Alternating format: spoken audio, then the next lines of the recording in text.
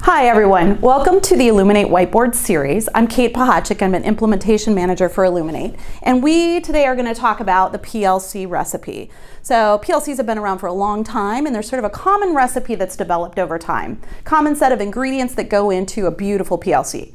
So typically what we would say, and I say this a little tongue-in-cheek, ingredient number one would be like a standards-aligned, valid, reliable assessment that has questions that are proportionate in rigor to your state assessment, and you have common student misconceptions tied to distractors, and I'm going on and on with this list for a reason, because this is what we tell teachers you need to have for that common assessment.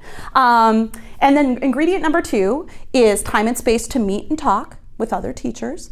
You need actionable data, and you then from there, if everything goes perfectly, you now have all students learning at the highest levels, and everybody's college and career ready. Beautiful, perfect, except for almost every ingredient in there is not necessarily aligned to reality in a school district. So we're gonna sort of make over that recipe. I propose for ingredient number one, don't let perfect be the enemy of progress. Come up with a standard assessment, so standards aligned and common that you're all going to give. Let the rest go for a while. It's better that you get data than you spend all your time trying to create an instrument to get it. Number two, typically we would say is, if you look up here, we would say actionable data. Actionable data, what is that? How do you know if data is actionable? Rather than leave it to chance that people take action with data, and by the way, 80% of your time should be spent taking action and coming up with action. 20% really should be spent looking at the data and analyzing.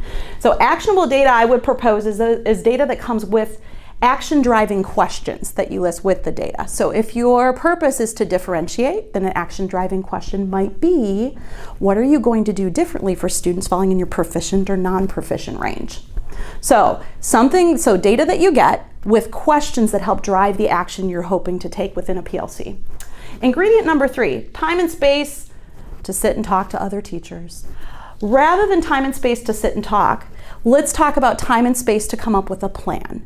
So this goes back again to the 80-20 rule. 80% of your time should be coming up with a targeted action plan that you're going to put into place. 20% is spent on that analyzing phase. Many times we have it flip-flopped, or you spend your time in a PLC really analyzing, you never get to the action. And then ingredient number four, we want teachers not to leave thinking they're changing the world and every student will be college and career ready the second they leave that PLC, and we've come up with a plan for that. It's just not realistic. But a realistic plan is that teachers leave because they have a common assessment that's standards aligned, and because they have action driving questions to go with their data, and because they have time and space to work on the plan, they will leave with a plan to make a next right step.